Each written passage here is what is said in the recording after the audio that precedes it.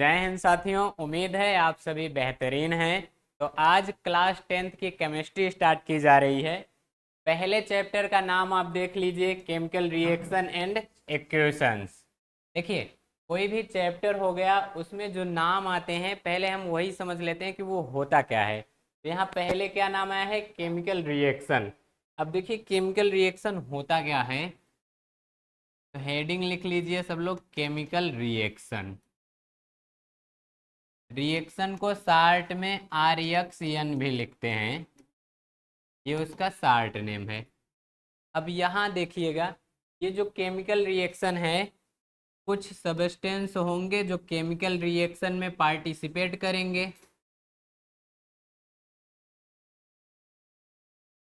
यानी वो सब्सटेंस जो केमिकल रिएक्शन में पार्टिसिपेट करते हैं उसे कहते हैं रिएक्टेंट। क्या कह देंगे? रिएक्टेंट। अब जैसे ही ये केमिकल रिएक्शन में पार्टिसिपेट किए तो कुछ ऐसे भी सब्सटेंस होंगे जिनका इधर फॉर्मेशन होगा, तो इधर जो न्यू सब्सटेंस बनेंगे या कह लीजिए जो न्यू मैटर बनेंगे, इन्हें कहते हैं प्रोडक्ट। अब यहाँ से डेफिनीशन जो है वो सरल हो गई। देखिए केमिकल रिएक्शन कहलाएगा क्या? रिएक्टेंट से प्रोडक्ट बनने का जो प्रोसेस है वही क्या कहलाता है? Chemical reaction. अगर हम इसी को सिंबल द्वारा दिखा दें तो उसी को कह देते हैं केमिकल इक्वेशन। तो यहाँ पर एक बात याद रखिएगा, जहाँ भी केमिकल रिएक्शन होगा वहाँ पर पाया जाएगा केमिकल चेंज। केमिकल चेंज क्या होता है? तो देखिए, ये जो केमिकल चेंज होता है इसका सीधा सा मतलब है कि जो भी नया सबस्टेंस बनेगा उस सबस्टेंस की प्रॉपर्टी उसके पिछले सबस्टेंस से नहीं मिलनी चाहिए। मतलब अगर कह दिया जाए जैसे मिल्क हो गया, इसी मिल्क से हम कर्ड फॉर्मेशन करते हैं, तो ये स्वाद में कैसा होता है? स्वीट, यानी ये स्वीट इन टेस्ट है। और ये कैसा होता है? तो ये खट्टा होता है। यानी एक स्वीट है और दूसरा सॉर है, यानी इसका प्रॉपर्टी के प्रॉपर्टी से अलग है। इसी को कहते हैं केमिकल चेंज। अब केमिकल चेंज होगा कहाँ? जहाँ पर केमिकल रिएक्शन होगा। तो यहाँ कुछ एग्जाम्पल हैं, आपको बताना है केमिकल रिएक्शन होता है या नहीं। तो पहला है fermentation of fruits.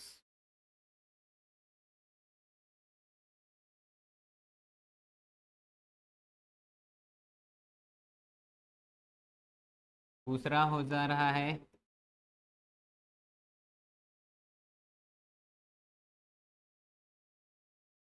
Rusting of iron. Third हो जा रहा है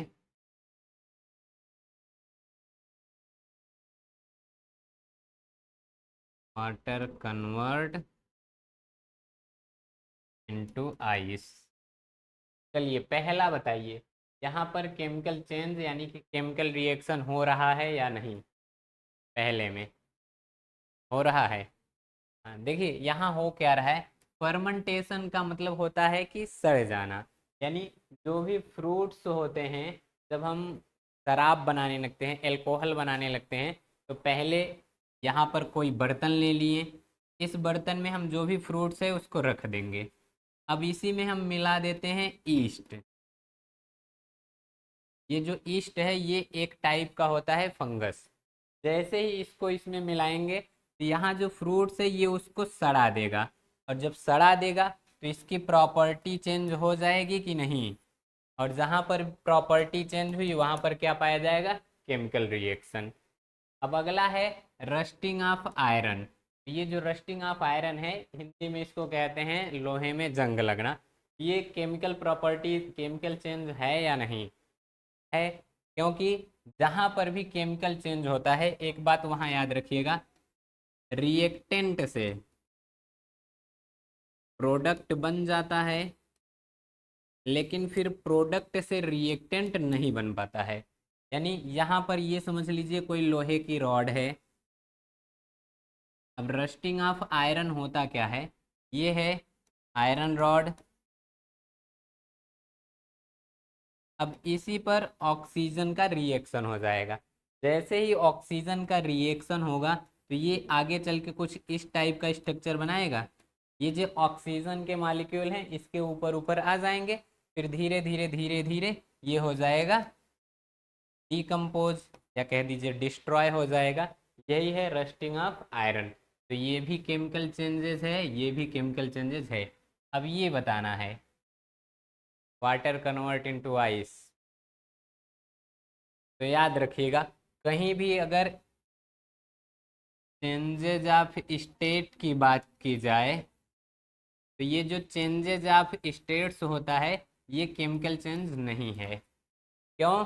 क्योंकि यहाँ वाटर का फार्मूला क्या होता है, H2O, और आइस का भी फार्मूला क्या होगा, H2O। ये है लिक्विड फॉर्म में और ये है सॉलिड फॉर्म में, दोनों की प्रॉपर्टी सेम होती है। अगर वाटर को पी रहे हैं तो ये जैसा आएगा, आइस को भी अगर पिघला के पियेंगे तो वो भी सेम सेम रहेंगे। तो जहाँ भी प्रॉपर्टीज सेम वहाँ पर केमिकल रिएक्शन नहीं पाया जाएगा। तो ये दोनों तो हैं लेकिन ये नहीं है। अगला हम बात करते हैं इसके टाइप की। हेडिंग है अगला types of chemical reaction.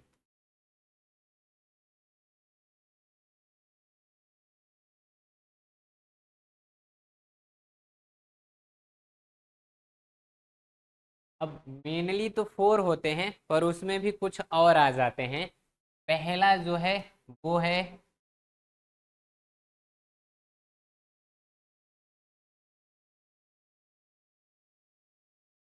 Composition, और अगला या तो एक मिनट, इसी को हम पहला स्टार्ट करते हैं एडिशन से।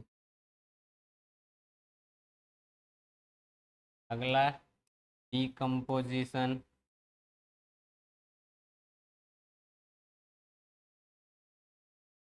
और अगला डिस्प्लेसमेंट,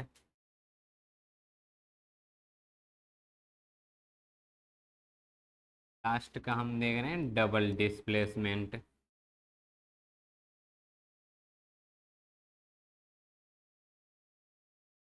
अब एक एक समझते हैं। एडिशन में देखिए होता क्या है, एडिशन का मतलब होता है, नाम से ही पता चल जा रहा है, ऐड हो जाना। तो जहाँ भी दो रिएक्टेंट रहे या उससे ज़्यादा रिएक्टेंट रहे वो ऐड होकर सिंगल प्रोडक्ट का फॉर्मेशन करे, वहीं पर क्या होता है, एडिशन रिएक्शन। एग्जाम्पल देख लेते हैं। जैसे में ये है H2, ये है O2। तो जब भी हाइड्रोजन के मॉलिक्यूल ऑक्सीजन के मॉलिक्यूल से रिएक्शन करते हैं तो ये वाटर फॉर्मेशन करते हैं। नंबर इनका अगर बैलेंसी की बात करें तो ये बैलेंसी हो गई। आप लोगों को नेक्स्ट वीडियो में बता दिया जाएगा रिएक्शन कैसे बैलेंस किया जाता है। तो यहाँ पर देखिए हुआ क्या है, ये है हाइड्रोजन और ये है ऑक्सीजन। तो जब ऑक्सीजन का मॉलिक्यूल हाइड्रोजन के मॉलिक्यूल से केमिकल रिएक्शन किया तो वाटर फॉर्मेशन हुआ। अगर इसको आप एक्सप्लेन करना चाहेंगे, लिखना चाहेंगे, तो क्या लिखेंगे, when hydrogen molecule react with oxygen molecule it form water। ये हो जाएगा उसका समरी। और ये क्या हो जाएगा, तो यहाँ लिखना रहेगा आपको when more than one reactant combine to form single product is called addition reaction। Next heading है डीकम्पोजिशन। यहाँ ऐड हो जा रहा था, इसी का यहाँ अपोजिट हो जाएगा, यहाँ ब्रेक हो जाएगा। एक रिएक्टेंट रहेगा वो more than one product formation कर लेगा। जैसे में हम अगर देखें ये है NH3, अब यही ब्रेक हो जाएगा, यहाँ तो ये सिंगल है, ये बना लेता है N2 प्लस में H2। तो रिएक्टेंट सिंगल है और प्रोडक्ट दो हैं, यानी कि जब एक रिएक्टेंट टूट कर या कह लीजिए ब्रेक होकर वो मोर देन वन प्रोडक्ट का फॉर्मेशन कर ले तो इसी को कहते हैं डीकम्पोजिशन रिएक्शन। अब ये कई टाइप के होते हैं। अगर यही ये जो ब्रेक डाउन का प्रोसेस है वो अगर हीट के प्रेजेंस में हो रहा है तो उसे कहेंगे थर्मल डीकम्पोजिशन। अगर वही इलेक्ट्रिक करंट के प्रेजेंस में हो रहा है तो उसे कहेंगे इलेक्ट्रिक डिकम्पोजिशन। और अगर वही सनलाइट के प्रेजेंस में ब्रेक डाउन हो जाए तो उसे कहते हैं, या तो इसी को इलेक्ट्रोलिटिक भी बोलते हैं, इलेक्ट्रोलिटिक। और सन फोटो मतलब सनलाइट के प्रेजेंस में होगा तो उसे कहेंगे फोटोलिटिक। तो थर्मल यानी कि हीट के प्रेजेंस में हो, इलेक्ट्रोलिटिक यानी कि इलेक्ट्रिक करंट के प्रेजेंस में हो, फोटोलिटिक यानी कि सनलाइट के प्रेजेंस में हो। एग्जाम्पल देख लेते हैं इसका। CaCO3, अब जैसे ही इसको हीट देते हैं, इसका नाम है कैल्शियम कार्बोनेट। जैसे ही हीट देंगे तो ये ब्रेक हो जाएगा CaO और प्लस CO2 में, यानी calcium oxide plus carbon dioxide. Next electrolytic, तो इसका ये जो H2O है, इसी में अगर हम करंट पास करें, इलेक्ट्रिक करंट, तो ये ब्रेक हो जाएगा H2 में और प्लस O2 में। अब लास्ट इसका एग्जाम्पल है AgBr। इसका यूज फोटोग्राफिक प्लेट में भी करते हैं। यहाँ सनलाइट को एच न्यू से दिखा देते हैं, या तो यहीं सन का एक इमेज बना दे, तो इससे पता चल जा रहा है कि सनलाइट के प्रेजेंस में हो रहा है। ये टूट जाता है Ag में और प्लस Br2 में। तो बोर्ड एग्जाम में क्वेश्चन पूछा गया था कि फोटोग्राफिक प्लेट में किसका यूज किया जाता है, तो ये रिएक्शन वहीं का है। थर्ड है डिस्प्लेसमेंट। डिस्प्लेसमेंट में होता क्या है, इसका स्क्रीनशॉट ले लीजिए और आगे बढ़ते हैं।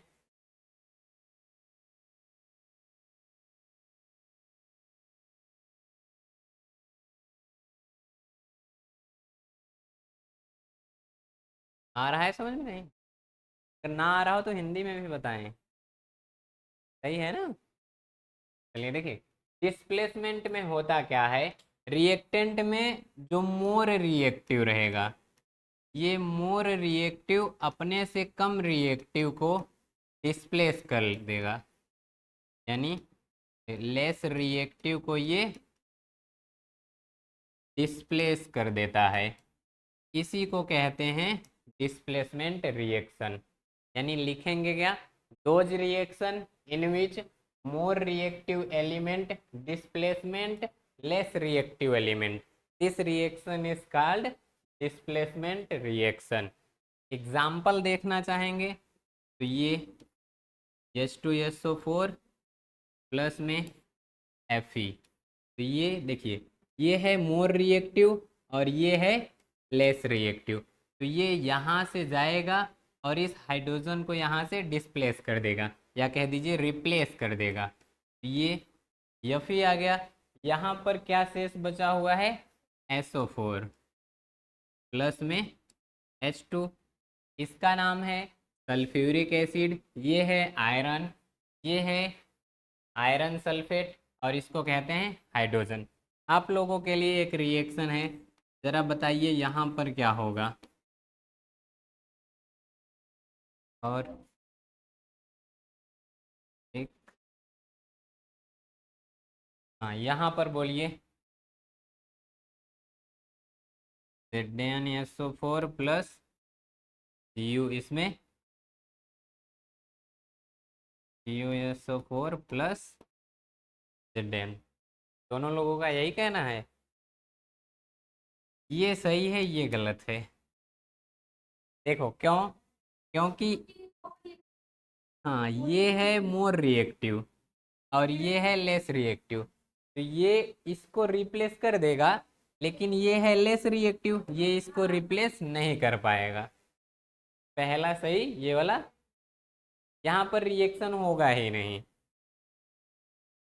हाँ, ये रहता है, ये ब्लू कलर का रहता है ड्यू टू कॉपर।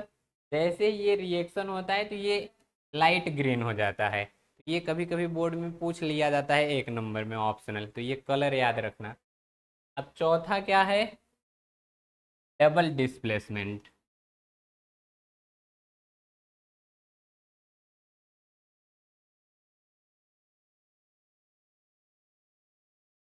देखिए डिस्प्लेसमेंट एक बार हो रहा था तो उसे कह दिए डिस्प्लेसमेंट रिएक्शन, या उसी को कह देते हैं सिंगल डिस्प्लेसमेंट। अगर वही दो बार होने लगे तो उसी को कहते हैं डबल डिस्प्लेसमेंट। एग्जाम्पल देखते हैं। देखिए इसमें आयनों का एक्सचेंज होगा, तो यहाँ पर क्या होगा, एक्सचेंज ऑफ आयंस। अब वो होगा कैसे, तो देखिए ये है सोडियम सल्फेट। अगर इसका रिएक्शन हम करा दें बेरियम क्लोराइड से, तो यहाँ बन रहा है, अगर इसको हम ब्रेक कर दें तो ये ब्रेक हो जाता है Na plus plus SO4 minus में। अगर इसको ब्रेक करेंगे तो ये ब्रेक होगा Pa डबल प्लस और प्लस में 2Cl माइनस। अब यहाँ होगा क्या, ये है पॉजिटिव और ये है पॉजिटिव, आयंस का एक्सचेंज होगा। आयंस मीन्स जिनके ऊपर चार्ज हो, तो ये इस साइड चला जाएगा और ये इस साइड चला जाएगा। तो होगा क्या, इसको अगर हम वहाँ भेज दिए तो ये किसका फॉर्मेशन करेगा, Pa, और ये SO4 वैसे का वैसा ही रहेगा, प्लस में ये है Cl और उधर है Na, तो दोनों मिलकर क्या बन जाएंगे, NaCl। ये दो हैं, दो लगा दिए, यहाँ आयनों का एक्सचेंज हुआ, तो यानी those reaction in which exchange of ions occur is called double displacement. Example एक और दे रहे हैं, वो बताना है। AgNO3 प्लस में, ये बताओ इसमें क्या कुछ पूछना है क्या यहाँ? नहीं नहीं नहीं, देखो देखो देखो, यहाँ Cl2 है, यहाँ जैसे ही देखो ये भी दो है और ये भी दो है, तो दो दोनों में कॉमन मिल रहा है, दो को आगे रख देते हैं। यहाँ अगर लिखना रहेगा तो हम ये नहीं लिखेंगे Na2Cl2, बल्कि यही दोनों उठाकर आगे लिख देंगे इसी को, ये 2NaCl हो जाएगा। इसका बताना है क्या होगा। हाँ देखो, एक है Ag और दूसरा है सोडियम, यानी सिल्वर और सोडियम, तो ये उधर चला जाएगा, इधर देखो ये उधर चला जाएगा और वो इस साइड आ जाएगा, तो ये हो जाएगा NaNO3 और प्लस वो Ag इधर आ जाएगा, तो यहाँ बन गया AgCl। तो ये था केमिकल रिएक्शन और उसके टाइप। अब इसमें कुछ और आ जाते हैं स्पेशल में, जैसे में एक होता है एक्सोथर्मिक, सेकेंड होता है इंडोथर्मिक, और लास्ट का देखो एक्सोथर्मिक इंडोथर्मिक में होता क्या, यहाँ जो हीट है वो रिलीज होती है,